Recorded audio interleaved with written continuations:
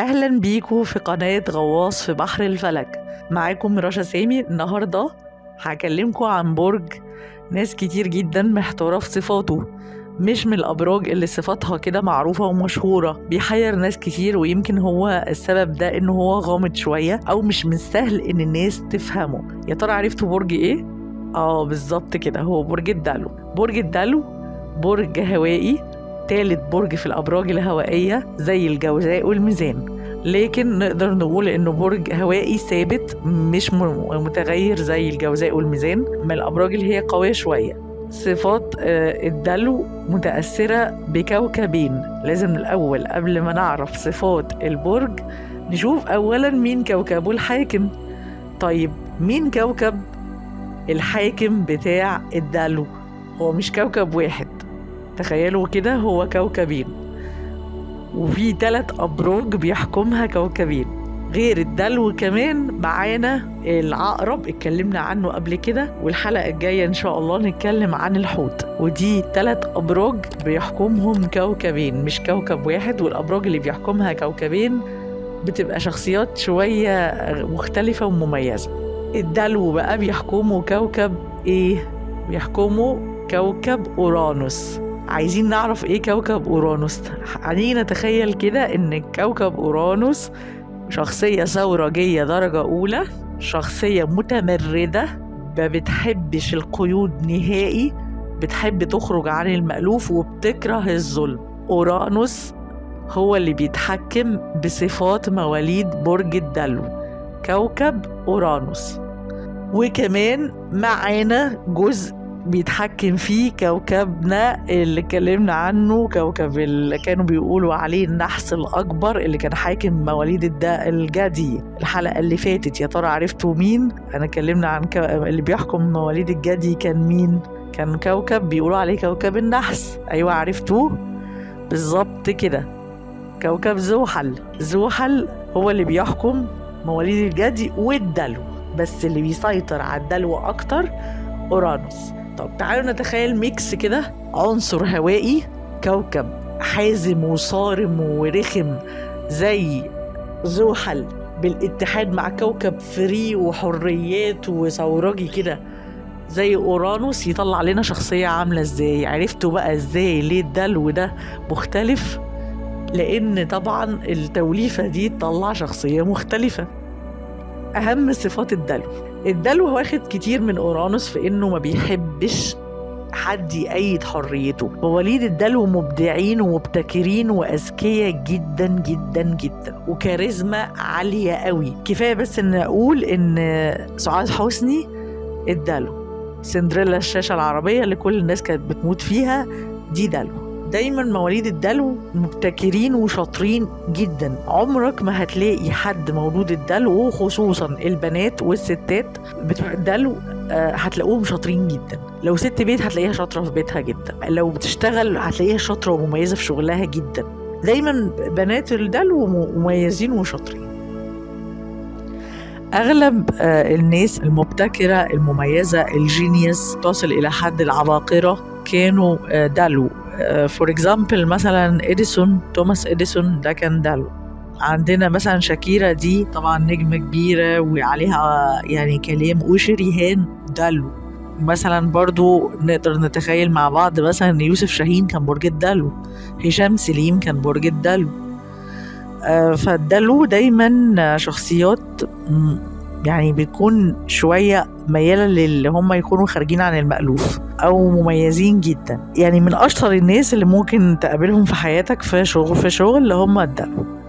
كمان هم يعني يعتبروا 3 برج بالتساوي كده، يعني مع 3 أبراج هم موسوسين في النظافة، زي احنا قلنا طبعا العذراء ثم الميزان. الدلو كمان يعني موسوسين جدا في النظافة، بيخافوا جدا على كل حاجة، ممكن يغسلوا الصابونة بالصابونة فعلا.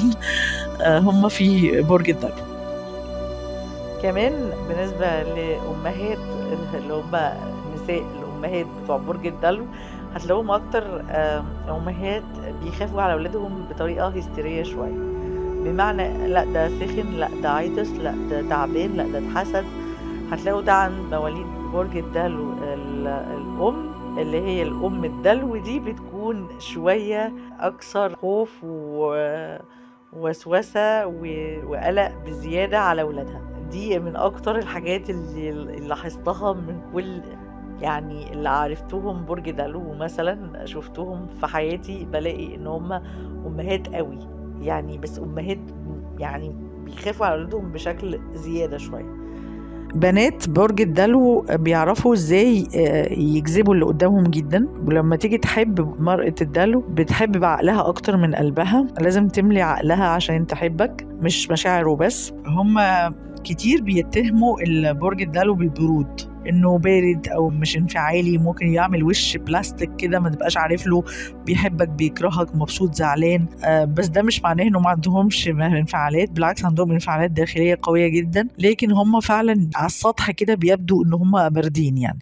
كمان هم من الابراج اللي بيحكموا عقلهم شويه بالنسبه للستات بتوعهم في الحب. يعني ممكن تتجوز واحد مش شرط تكون بتحبه قوي، بس تكون مثلا متخيله انها تكون مرتاحه معاه او مبسوطه معاه، من مثلا من نواحي ماديه او حاجه تانية يعني. من عيوب الدلو الغيره، سواء رجاله ولا ستات. اكتر برج غيور على الشريك هو الدلو، بيحب جدا يعني شريكه يكون ليه لوحده، غيور جدا. ورجاله الدلو غيورين بجنون، يعني ممكن يعملوا مصيبه بسبب ان هم غيرانين. كمان يعني برج الدلو في الرجاله من الابراج المتعبه شويه عشان تقلبه المزاجي، زيه زي الجوزاء طبعا والميزان. الابراج الهوائيه مشكلتها في الرجاله انها مياله شويه ان هم يعني يبقوا متعددين العلاقات، او لسبب واحد ان الابراج الهوائيه ملوله ودايما عندهم تأرجح في المزاج وبيحبوا التجديد. يعني الدلو مثلا ما يقدرش يقعد في روتين، او اللي يبات فيه يصبح فيه لفتره طويله، يجيله اكتئاب ويبقى حلقه هو مش هو يعني.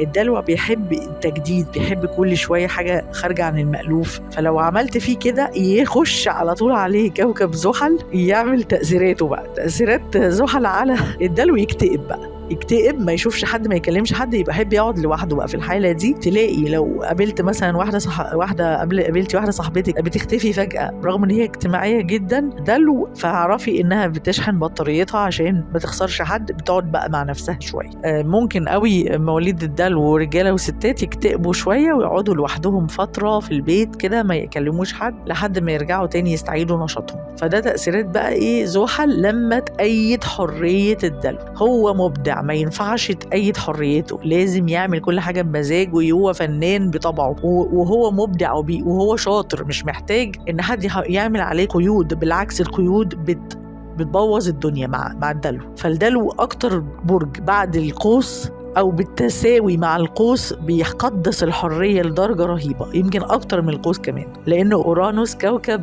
اصلا التمرد، فمش من الشخصيات اللي انت يعني يمشي مع التيار. هو زي ما انا قلت يعني هو مش معنى ان هو ممكن يحكم عقله لما بيجي يرتبط ان هو مش عاطفي، هو عاطفي بدليل ان هو غيور جدا، بس هي الفكرة انه عندهم عقل شوية لما بيجوا يرتبطوا، خصوصا البنات والنساء. هم شاطرين قوي قوي قوي ستات الدلو، ودايما عندهم موهبة او مبدعين في حاجة او شاطرين في حاجة، او لو هم حتى ستات بيوت بس فهم مميزين. فدلو يعني بيعرفوا ازاي برضو يدبروا كويس، مدبرين كويس للبيت، مخهم شغال على طول، اتراكتيف طبعا جدا، يعني احنا لسه بنقول سعاد حسني يعني دي ميكسات كده من صفات الدلو اللي هي ما بين كوكبين زحل وأورانوس، اللي هم أصلا كوكبين عكس بعض في الصفات، يعني فيهم اختلاف، فده الاتنين بيأثروا. فحركة بقى الفلكية تلاقيها بتأثر جدا في مواليد برج الدلو، يعني هم موديين، يعني مرة تلاقيها نشيطة جدا وأكتف وبتقابل وبتخرج، ومرة واحدة تختفي. مواليد برج الدلو بيختفوا. مواليد برج الدلو حساسين جدا وبيتقمصوا، فلما تيجي تتعامل مع دلو خلي بالك انه ممكن يتقمص من كلمة جارحة انت بتقولها. غيور، لما تيجي ترتبط بحد دلو اعرف انه بيغير جدا، وخصوصا لو رجل الدلو. اتمنى اكون جمعت صفات كده الدلو. وعموما يعني هو برج حلو يعني، والافضل لو انت في حياتك حد برج الدلو تحتفظ بيه. هو راجل بس الدلو صعب شويه، بس محتاج حد يفهمه. برج الدلو عايز حد يفهمه، ومش سهل حد يفهمه. فلو فهمنا مواليد الدلو من الصفات اللي انا قلتها، هنعرف الى حد كبير نتعامل معاه ونديله مساحه الحريه اللي هو ما يتخنقش بيها. اتمنى ان شاء الله ان انا اكون قلت الصفات بطريقه واضحه بالنسبه لكم. والمرة الجاية بإذن الله نقول لكم بقى صفات برج الحوت الرومانسي الحالم اللي عايش في دنيا الأحلام أو بيغطس ويهرب عن الواقع. فهنتكلم عنه شوية بقى إن شاء الله من الحلقة الجاية. ألقاكم في الحلقة الجاية، معاكم رشا سامي.